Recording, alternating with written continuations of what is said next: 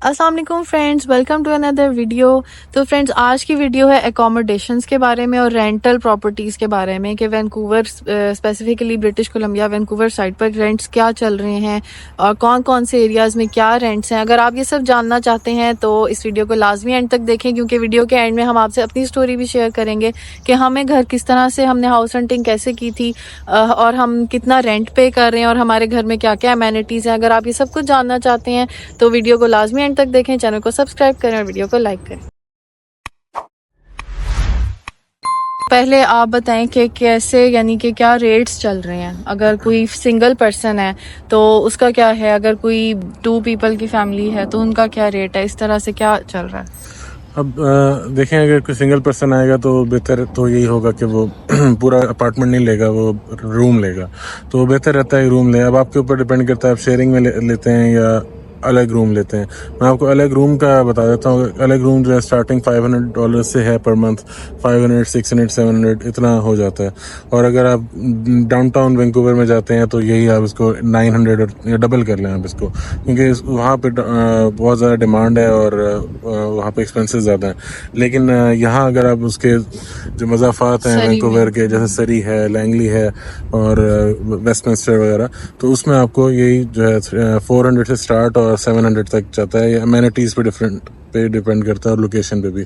जैसे कि for example कुछ घरों में लॉन्ड्री इंक्लूडेड होती है, कुछ में नहीं होती, कुछ में डिश वॉशर इंक्लूडेड होता है, कुछ में नहीं होता। इसी तरह जो इन चीज़ों पर डिपेंड करता है, कुछ में माइक्रोवेव ओवन भी होता है, डिश वॉशर भी होता है, लॉन्ड्री में वॉशर प्लस ड्रायर दोनों होते हैं। कुछ घरों में सिर्फ लॉन्ड्री होती है, ड्रायर नहीं होता। तो ये सारा इस पे भी डिपेंड करता है। और इसके अलावा इस पे भी डिपेंड करता है कि आपकी लोकेशन क्या है। ये सब कुछ हो और आपकी लोकेशन ऐसी हो जहाँ से ना कोई बस आती है, ना आप स्काई ट्रेन वगैरह पे आसानी से जा सकते हैं, तो वो फिर आपको सस्ता मिलेगा। अगर आपको लोकेशन अच्छी है और ये सब कुछ भी है तो फिर वो थोड़ा महंगा मिलेगा। अच्छा फ्रेंड्स, उसके बाद हम बात करते हैं 1 बेडरूम बेसमेंट्स की। ये उन लोगों के लिए जिनकी छोटी फैमिलीज होती हैं, क्योंकि यहाँ बेसिकली होता ये है कि जब किसी को घर दिया जाता है तो वो फैमिली साइज को बहुत ज़्यादा देखते हैं। अब जैसे हम लोग हैं, हमारे 3 बच्चे हैं माशाल्लाह, हम 5 मेंबर्स हैं, तो हमने कहा शुरू में कि हमें 1 बेडरूम भी मिल जाए तो इट्स ओके, हम एडजस्ट कर लेंगे। लेकिन जो हाउस ओनर्स होते हैं वो इस चीज़ को अलाउ नहीं करते। वो कहते हैं अगर आपकी बड़ी फैमिली है तो आपको एटलीस्ट 2 बेडरूम लेना चाहिए। यहाँ पे ये रूल है और लीगली भी हम वो अगर छोटा घर लेगी बड़ी फैमिली तो वो अलाउड ही नहीं है, इलीगल है। तो बहरहाल 1 बेडरूम बेसमेंट्स की अगर हम बात करें तो उसमें भी एक तो अमेनिटीज़ पे भी डिपेंड करता है, लोकेशन पे भी डिपेंड करता है और फैमिली साइज ऑब्वियसली। फिर उसके अंदर रेट्स क्या चल रहे हैं उसमें, अगर हम वैंकूवर साइड पे जाएं तो एटलीस्ट 2000 जो है वो रेट चल रहा है, या इससे मतलब 2000 के आसपास कर लें है। और अगर आप वैंकूवर के इर्द गिर्द आ जाएं तो 1200 से लेकर 1700 तक हैं रेट्स। और लोकेशन फिर अगेन मैटर करती है। हाँ, लेकिन ये है कि आसपास जैसे सरी है या लैंगली या इन साइड्स पर किसी मतलब 2000 तक नहीं है, इससे कम में ही हो जाता है 1 बेडरूम बेसमेंट का। और अगर हम बात करें 2 बेडरूम बेसमेंट का, जैसे हमने ली हुई है 2 बेडरूम बेसमेंट, तो उसके रेट्स जो यहाँ चल रहे हैं वो अप्रॉक्सीमेटली 1800 से स्टार्ट हो रहे हैं। कुछ लोगों को 1700 में भी मिली है। लेकिन वही बात अगेन कि लोकेशन कैसी है, अमेनिटीज़ कैसी हैं, घर का साइज़ कैसा है। कुछ घर बहुत छोटे भी हैं वो 2 बेडरूम्स, पर वो साइज़ उनका बहुत ज़्यादा छोटा होता है। तो इन चीज़ों पे भी डिपेंड करता है। और अगर आपकी फैमिली ज़्यादा बड़ी है, जैसे कुछ लोग आते हैं जिनके बच्चे बड़े होते हैं, जो टीनेजर्स होते हैं और ज़्यादा बच्चे होते हैं, तो फिर उसमें आप 3 बेडरूम बेसमेंट लेनी पड़ेगी आपको। तो 3 बेडरूम बेसमेंट जो है वो आपको, अगर आप सरी और लैंगली और इस साइड पे लेते हैं तो आपको 2500 से 3000 तक की मिलेगी।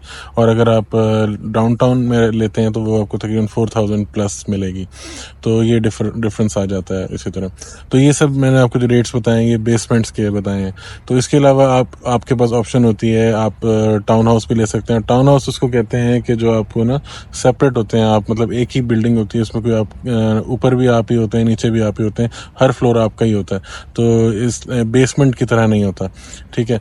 तो वो उसमें आपको सेपरेट मिलता है, ट्रिपल स्टोरी, डबल स्टोरी, इस तरह करके ना। तो आप मोस्टली नीचे किचन और लाउंज टाइप होते हैं और बेडरूम्स ऊपर वाले फ्लोर पे होते हैं। और फिर बेडरूम्स के नंबर पे डिपेंड करता है कि वो उसकी क्या प्राइस होगी। तो वो स्टार्ट होते हैं आपके 2500 से, ये लैंगली वगैरह में, और सरी में भी ऐसे ही है। और अगर आप वहाँ चले जाएं डाउनटाउन में तो ये 3500 to 4000 हो जाएंगे। और अगर आप रूम्स आप अगर आपके ज़्यादा हैं तो यही आप 500 ऐड कर लें उसमें। सरी वाला आपको 3000 का मिलेगा और वो 4500 तक का मिलेगा, तो ये डिफरेंस आ जाता है। लेकिन मैं आपको ये बता दूं कि जी बेसमेंट जो होता है, बेसमेंट में आपकी हाइड्रो जिसको इलेक्ट्रिसिटी कहते हैं, ठीक है, वो भी इंक्लूडेड होती है, आपका वाईफाई भी इंक्लूडेड होता है। आपने कुछ भी नहीं देना, सिर्फ आपने वो रेंट देना है जो आपका है। लेकिन अगर आप टाउन हाउस लेंगे जो सेपरेट होगा, उसकी सब कुछ आपने अलग से पे करना है। अगर आप बिजली का बिल भी अपने अलग से देना होगा, वाईफाई का बिल अलग से आएगा, हर चीज़ का आपका अलग से होगा, तो वो ऐड ऑन हो जाता है उसमें।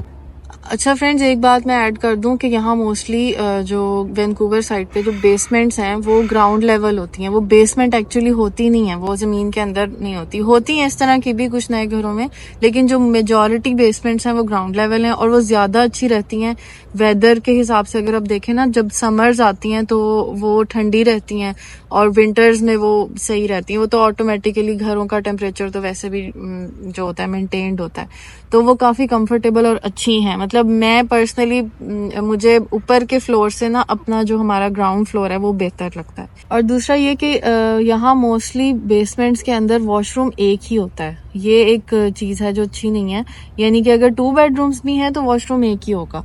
अगर यानी कि 3 बेडरूम्स भी हैं तो भी वॉशरूम एक ही होगा। बेसमेंट्स में इसी तरह होता है। अब यूजुअली होता ये है कि एक बड़ा सा घर है और वो जो हाउस ओनर है उनकी अपनी, वो खुद अपर फ्लोर में रहते हैं और उनके नीचे के जो जितने भी घर है वो उसको 2 या 3 पोर्शंस में डिवाइड कर देते हैं और वो छोटे छोटे 3 पोर्शंस होते हैं जिनको वो अलग अलग रेंट आउट कर देते हैं।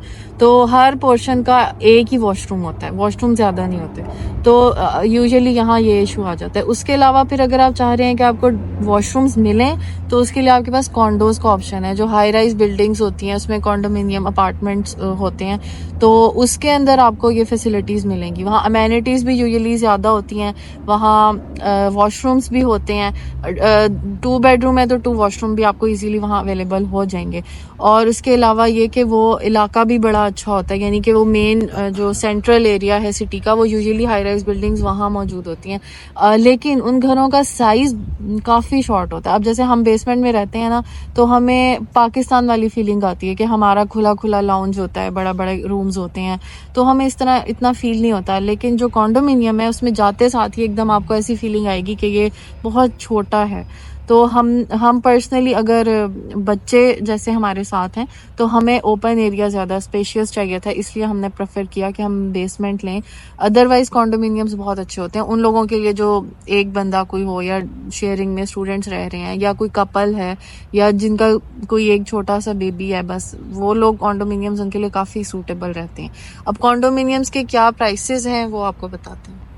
जी, ये जो अपार्टमेंट्स होते हैं जो पहले अभी बताया उसको कॉन्डोज भी कहते हैं यहाँ पे, तो उसमें ये थोड़ा सा डिफरेंस है। आप यूँ समझ लें कि ना, अगर आप जैसे एक होटल में रह रहे हैं और उनकी पूरी एक इंतज़ामिया है और आपको अलग अलग उन्होंने रूम अलॉट किए हुए हैं, उस तरह एक ही समझे स्वीट होता है वो, समझे उसमें थोड़ा सा छोटा सा लिविंग एरिया होता है और छोटा सा किचन होता है उसी के साथ ही, और छोटे छोटे बेडरूम्स होते हैं और एक टेरेस होता है जिससे आप बाहर देख सकते हैं। एक मतलब एक थोड़ा सा आपको लग्जरियस फील आती है, लेकिन कंफर्ट उसमें थोड़ी सी कॉम्प्रोमाइज़ इस तरह हमें क्योंकि हमने शुरू में वहीं हम गए थे, हफ्ता 10 दिन रहे थे, जैसे एयरबीएनबी हमने किया था।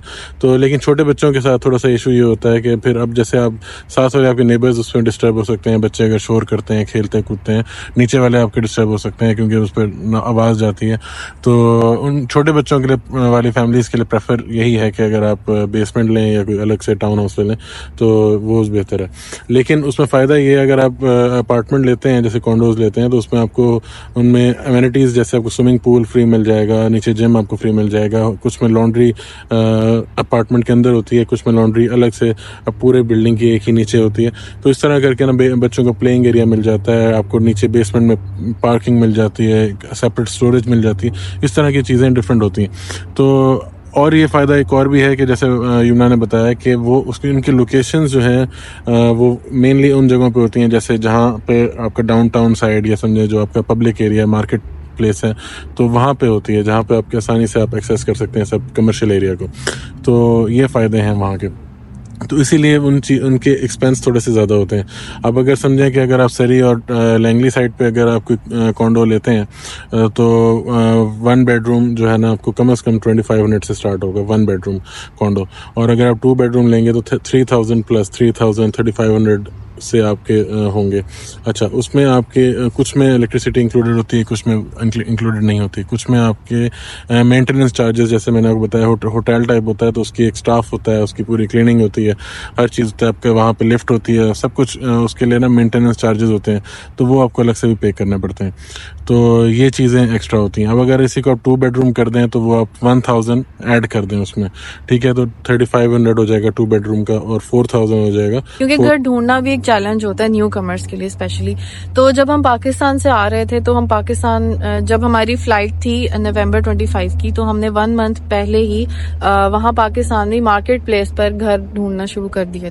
अब वो होता ही है कि हमने सिर्फ अपना माइंड मेकिंग के लिए हम ढूंढ रहे होते हैं, ये हमने नहीं करना होता कि हम उसी वक्त घर बुक करा लें। तो हमें उसी टाइम काफ़ी आइडिया हो गया था कि किस तरह स्कैम्स होते हैं, क्या होता है। अब जैसे कुछ घरों से हमने बात की कि हमें 1 दिसंबर से घर चाहिए, तो मोस्टली लोग जो थे वो चाहते थे कि 1 नवंबर से लें, क्योंकि हम अक्टूबर के एंड में ही हमने घर देखने स्टार्ट कर दिए थे।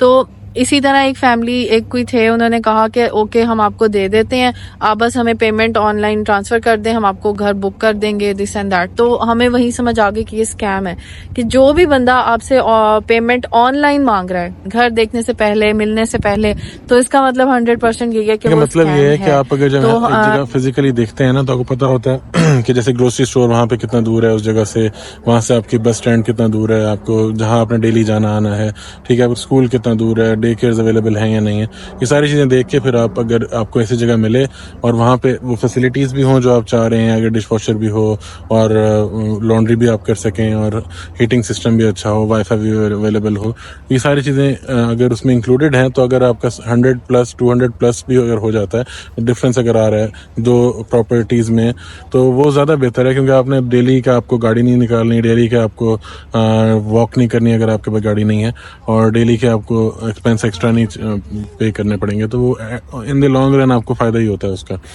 तो अभी जैसे आजकल के रेंट्स के हवाले से मैं बताना चाह रहा हूँ कि हमने अभी ये जो जहाँ हम अभी रह रहे हैं, ये मार्च 2025 में हमने ये लिया था, तो ये 2000 में हमें मिला है और लोकेशन भी बहुत अच्छी है। तो ये हमें इसमें वाईफाई भी इंक्लूडेड है, इसमें लॉन्ड्री भी है और थोड़े इसमें ना स्पेशियस भी है, और लोकेशन वाइज भी बहुत बेहतर है। तो ये सारा कुछ अगर इस तरह की आपको प्रॉपर्टी चाहिए सरी में, तो आपको इस 2000 एवरेज 2200 में मिल सकती है अगर आप। अच्छा, इसमें कुछ और चीज़ें भी होती हैं, अगर कुछ प्रॉपर्टीज ऐसी होती हैं जो फर्निश्ड होती हैं, अगर फर्निश्ड आप लेंगे तो ये आपको 500 इसमें ऐड हो जाएंगे। तो आप अगर फर्निश्ड लेंगे, लेकिन मैं ये कहूँगा कि आप फर्निश्ड ना लें तो बेहतर है, क्योंकि अगर आप पूरे अपने अपार्टमेंट को फर्निश्ड करें भी सही तो आपके 500-600 में आप अच्छा फर्निश कर सकते हैं, वो आपका एक दफ़ा ही लगेगा। लेकिन अगर आप उसको हर मंथ 500 भरेंगे तो वो ओनर को बहुत फ़ायदा, लेकिन आपको इन द लॉन्ग रन नुकसान होगा। तो फ्रेंड्स, ये थी सारी डिटेल्स। उम्मीद है आज की वीडियो आपके लिए बहुत हेल्पफुल रही होगी। अगर आपको आज की वीडियो पसंद आई है तो इसे फ़ौरन लाइक करें, चैनल को सब्सक्राइब करें और इसे उन तमाम लोगों के साथ शेयर करें जो इससे फ़ायदा उठा सकते हैं। अपना बहुत ख्याल रखिएगा। अल्लाह हाफिज़।